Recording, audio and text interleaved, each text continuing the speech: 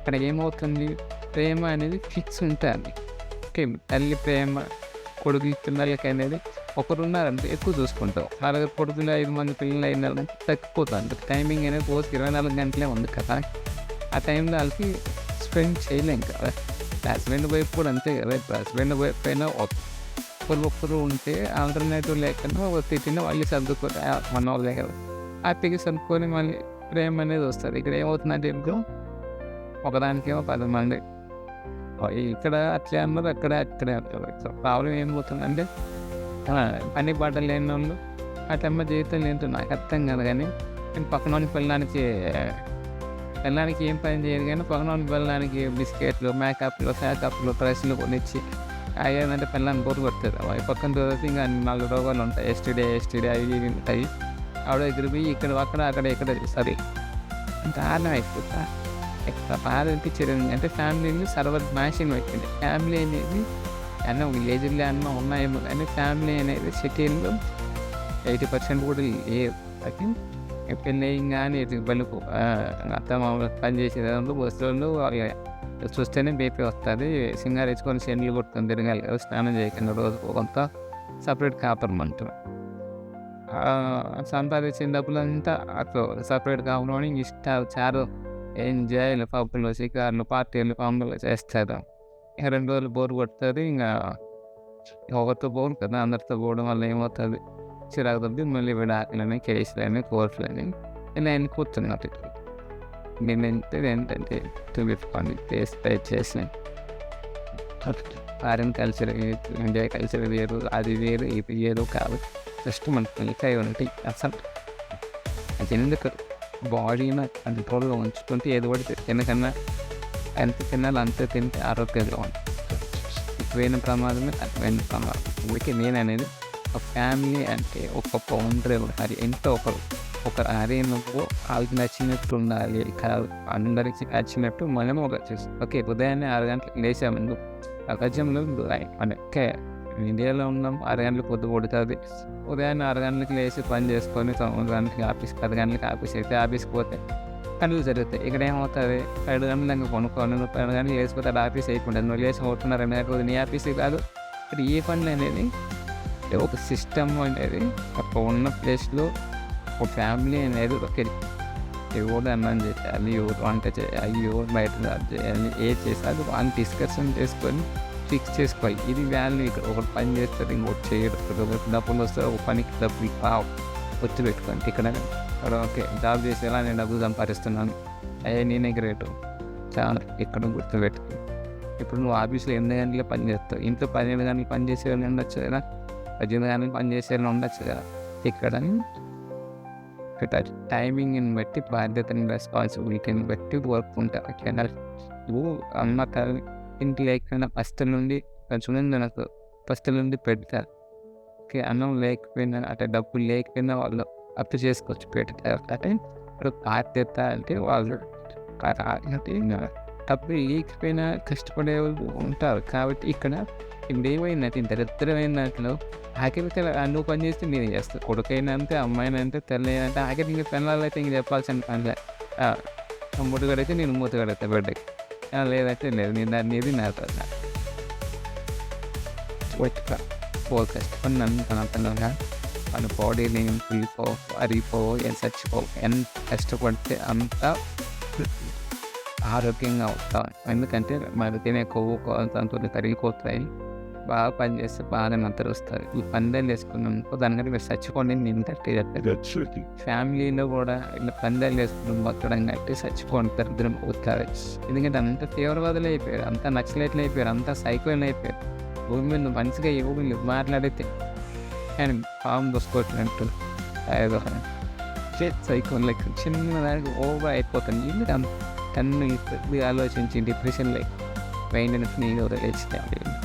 ఓకేనా, చేతనైతే చేయను, లేదు నేను చేయను, నేను తప్పించుకుంటానంటే నాకు తెలుసు కదా, నాకు దయ్యం పట్టింది, నాకు కాలు నొప్పి, ఊర్లో జనాల్లో నాకు అది నొప్పి, ఇది నొప్పి, యాక్టింగ్ నొప్పి కొంపలోనే ఉంటారు. కొంపను కూడా కొంపన్న ఇలా ఏదైనా వస్తాయి. ఓకే, ప్రతి ఇంట్లోనూ ఒక ఏదో ఉంటాడు, ఒకడో ఇద్దరు ఉంటాడు పని చేయకుండా. వాళ్ళంతే, వాళ్ళు ఎప్పుడు బాగా హార్డ్ జీవితం కాలిపోయి నాకు జరగాల్సిన నష్టం జరుగుతున్నాక అప్పుడు కష్టపడుకుంటారు.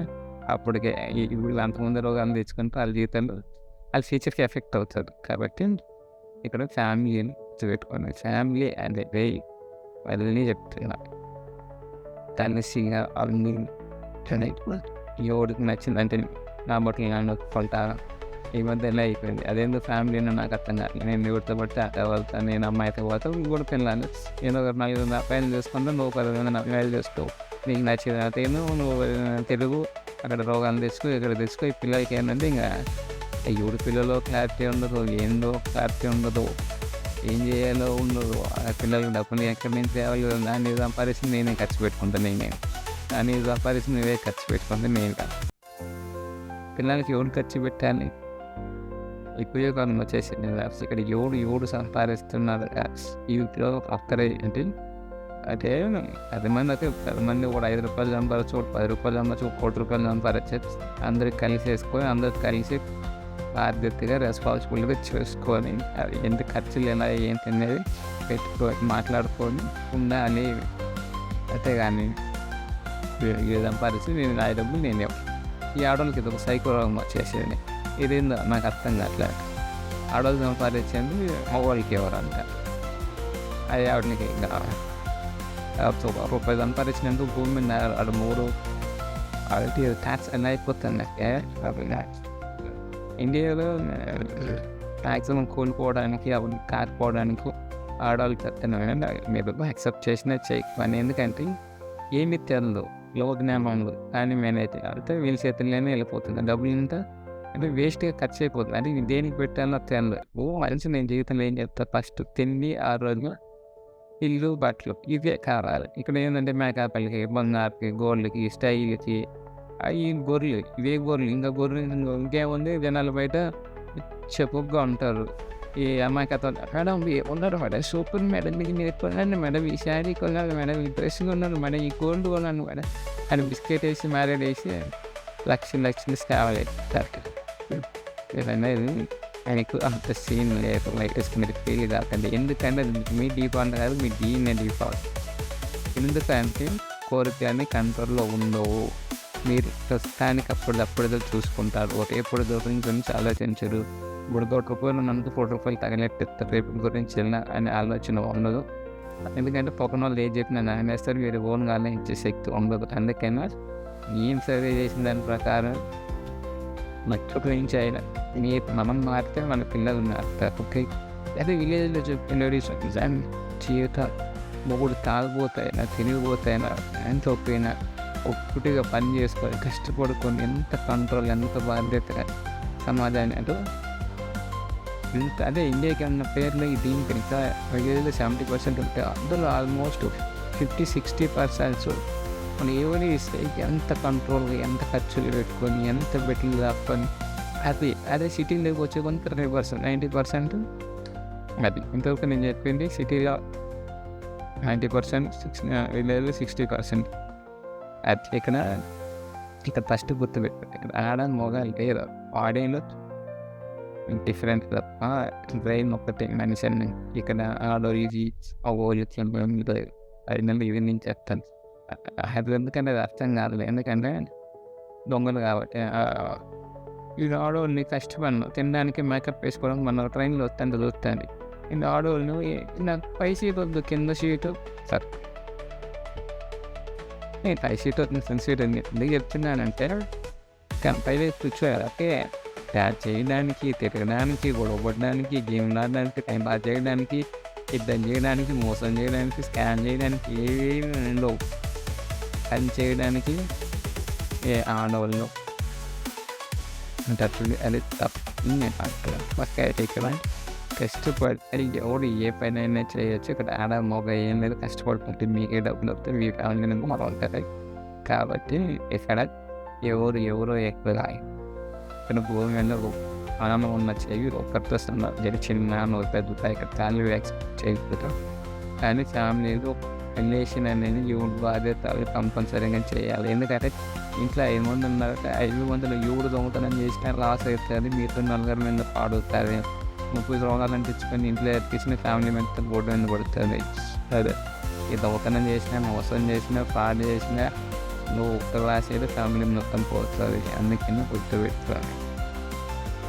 ఫ్యామిలీ అంటే ఎందుకు ఇంత ఇండియాలో వాల్యూ ఇస్తారంటే ఒక సమస్యకి చెప్పుకోవాలి. అంటే ఒక్కరిని పని చేయలేం కాబట్టి నలుగురు తలకు పని చేసుకుంటే ఈజీగా ఉంటారు, శాంతంగా ఉండొచ్చు. ఒక బాధలు వచ్చినా, ఒక రోగం వచ్చినా, ఇప్పుడు అదే మా జీవిత సిటీలో హస్బెండ్ వైపు ఉంటాడు, మూడు ప్రాబ్లం వస్తే పెళ్ళాన్ని చూడడానికి, పెళ్ళానికి ప్రాబ్లం వస్తే ఏం చూడడానికి ఉండదు.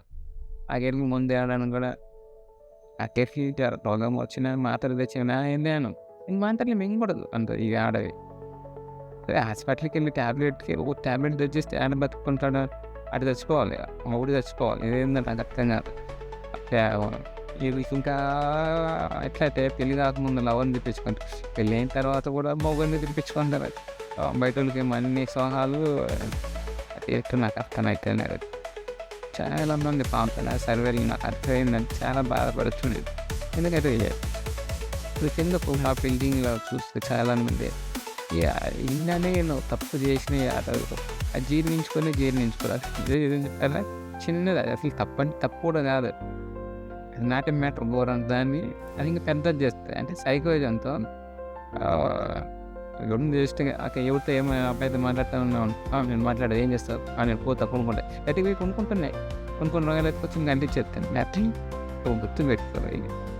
యాడ చెడిపోతారు భయంతో అంటారు. అది వల్ల మనమే కావచ్చు, నిజం కాకపోవచ్చు. అంటే వాడు అనుమానంగా అన్నాడని చెప్పి నిజం చేస్తే సైకోయిజం. ఇక్కడ ఆడే పోయేది నేనే, పోయి రోగాలు తెచ్చుకొని సమస్యలు తెచ్చుకొని పోయేది మీదే. కాబట్టి కొంచెం ఆ సైకోయిజాన్ని స్కూల్లో నుంచి మొత్తత్వాన్ని వదిలేసుకొని ప్రశాంతంగా కలిసి అందరూ అది చేసుకొని ఫస్ట్ ఎవరు ప్రాబ్లం ఏదైనా డిస్కస్ చేసుకోవాలి. నేను చెప్పిందే కరెక్ట్ మొత్తంగా అట్లీస్ట్ ఎట్లా యూట్యూబ్లో కొట్టిన ఏది తప్పు ఏది తెలియకపోతే ఒక 10 మంది తెలిసి మాట్లాడుకుంటూ తెలుసా ఎలా ఉండదు. నేను పట్టుకుని కాలికి మూడే పొందాలి, నేను పట్టుకుని కాలికి మూడే పొందాలి. లేడీస్ తప్పు చేసినా ఒప్పుకోరు, రెడ్ హ్యాండెడ్గా పట్టుకున్నా నువ్వే చేసినా వస్తారు. ఇక తప్పు మళ్ళీ మీరు తెలవడం కోసము, మీ వాల్యూ కోసము తప్పు చేసినావు అది చెప్పడం ఎంత నేరం అంటే, నువ్వు తప్పు చేయడం నేరం కాదు, మిస్టేక్ అయి ఉండొచ్చు. ఓకేనా, మిస్టేక్ని నువ్వు మళ్ళీ తప్పు చేయడం, తప్పు నిరూపించడానికి ప్రయత్నించి తప్పుని నిరూపించడం, దాన్ని మర్డర్ చేయడం, చంపేయడం కంటే ఎక్కువ ప్రాణం చంపేది. ఓ మనిషిని చంపడం కంటే ఎంత పాపం ఉంటుందో డబ్బులు పాపం ఉంటారు. అది ఇట్లా అంటారు, నీ బ్రెయిన్ అనేది నీకు శిక్ష చేస్తారు. నువ్వు తప్పు చెప్పినా, దొంగతనం చేసినా, మోసం చేసినా మీ బ్రెయిన్ అనేది మళ్ళీ రిపీట్ ఆలోచిస్తూ ఉంటారు. ఆ కొడుకు ఆడు తప్పు చేయలేదు, నువ్వేం చేసావు, తప్పు ఎందుకు చేసావు ఆలోచనలు నీ చేసే పని కంట్రోల్ తప్పిపోతుంది, కోపం తప్పిపోతుంది. వర్క్లో ఫైల్యూరు, మాటల్లో ఫైల్యూరు, గొడవ వచ్చేస్తుంది, చిరాకులు వచ్చేస్తుంది, టెన్షన్ వచ్చేస్తుంది, దాంట్లో టైప్ వస్తుంది, షుగర్ వస్తుంది, బీపీ వస్తుంది, జీవితం చంపి కైండ్ ఆఫ్ తప్ప ఈ సైకోయిజ్ అవుతావు. అంటే నువ్వు చేసిన తప్పు నేను జీర్ణించుకోలేక ఒక్కడానికి పిచ్చోని చేసి నువ్వు చచ్చిపోతుంది. అయినా ఇవి చచ్చిపోతావు, మంచి చచ్చిపోతే ఇంకేం లేదు. ఒక టెన్షన్, బీపీ, హార్ట్ అటాక్ రాని అవసరం లేదు. టెన్షన్ వచ్చిందనుకో మనోవేదన అంటే ఇంకో. అందుకని నేను దయచేసి చెప్పేది అర్థం చేసుకోవాలి. ఫ్యామిలీ చాలా విలువైన ఫ్యామిలీని మీకు బ్రతకడం చేత ఇంత కలిసి ఉన్నది. మీకు డబ్బులు టచ్ అయిపోతాయి, నవ్వు తినేస్తాను, ఆఖరికి మొగుడు పెట్టడానికి కూడా మూడు తినేస్తాడని చెప్పి మీరే శాలరీ తెచ్చుకుని నువ్వే ఎంత తిన్నా బతికేది ఏమి ఉండదు. ఇన్ని తినేస్తే బతికే ఎంత వచ్చి మనశ్శాంతంగా అంటే ఆరోగ్యంగా ఉంటారు, ఆరోగ్యంగా ప్రశాంతంగా బతికేయచ్చు. కాబట్టి ఉమెన్ ఎంత మంచి మాటలు చెప్పినా ఫస్ట్ ఈయనేదని ఉండదు. ఎందుకంటే ఫస్ట్ మన తలకాయ పని చేయదు, ఎందుకంటే అందరు సైకోలే కాబట్టి. ఫస్ట్ అర్థం చేసుకోవాలి ఆయన జీవితంలో ఏది ఆనందం, చిన్నదానికి పెద్దదానికి ఓడబోడి లేసుకున్నా కూర్చున్నా ఏదో సరదాగా. ఇప్పుడు ఇంట్లోనే తిడతారు, బయట తిట్టాడు కొడుతాడు. ఇప్పుడు కష్టపడ్డా ఎవడో ఇంకా పని చేసిన ఖాళీ కూర్చొని వాడికి ఏమనిపిస్తుంది, కష్టపడిన కోపం వస్తుంది, చెమట కాస్తుంది, ఆకలి వేస్తుంది. అదే నీకు లేదుగా కూర్చొని టైం పాస్ చేస్తా అంటే ఏదో అంటారు. అన్నది మాత్రం అదే ఉండాలి చేసేది కదా, ఇట్లా మంచిగా కదా, ఏదో ఆ విషయం బయట తీసుకుపోయి 6 నిమిషాలు మాట్లాడుతూ మళ్ళీ మాట్లాడేసి అయిపోతుంది, అంతే కదా.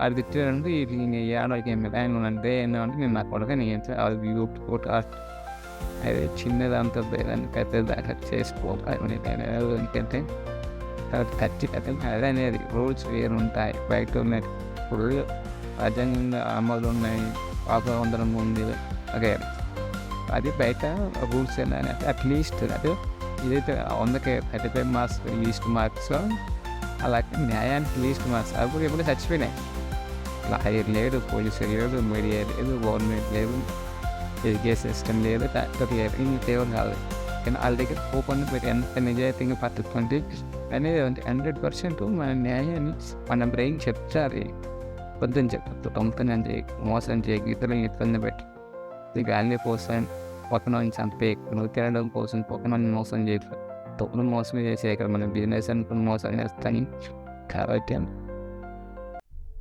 న్యాయంగా చిన్న పిల్లవాడైనా కొడుకైనా తండ్రి అయినా బిడ్డ అయినా చేతనైతే మర్చి చేయండి లేదంటే సప్రమోతాన్ని అనుసరించకండి నీ శాడిజం కోసం సైకోజం కోసం నువ్వు చేసిన తప్పు శిక్ష అనేది మీరు దేవుడు ఉన్నారు దేవుడు చూసుకుంటా ఈ లక్షలను ఏం చేస్తానని దేవునికి సంబంధాన్ని చేయొచ్చు కానీ మన బ్రెయిన్కి మనిషికి ఏ జెన్స్కైనా చేసిన పనికి డిఫాల్ట్ ప్రోగ్రామ్ అది అది నువ్వు అది ఎరేజ్ చేయలేవు మనిషిని మార్చలేవు కాబట్టి శిక్ష అనేది నీ బ్రెయిన్ నీకు యాక్సెప్ట్ ట్రై చేసింది ప్రేమగా నన్ను చాలా ట్రై చేయాలి thank you for watching please ఈ వీడియో షేర్ చేయండి లైక్ చేయండి ఎందుకంటే అది ముందు ఏమన్నా మాట్లాడేమో లేదన్నా జీవితాన్ని అంటే చిన్నప్పటి నుంచి సర్వే చేసి అన్ని నిజాన్ని తెలుసుకున్న సమాజంలో ఓపెన్ కాదు కొన్ని మార్చలేకపోతున్నాను అందులో మళ్ళీ ఏదో ఒక ప్రయత్నం చేస్తున్న మారే అవకాశాలు ఉంటారు కదా ఒకరో ఇద్దరు ప్లీజ్ వీడియో షేర్ చేయండి లైక్ చేయండి థ్యాంక్ యూ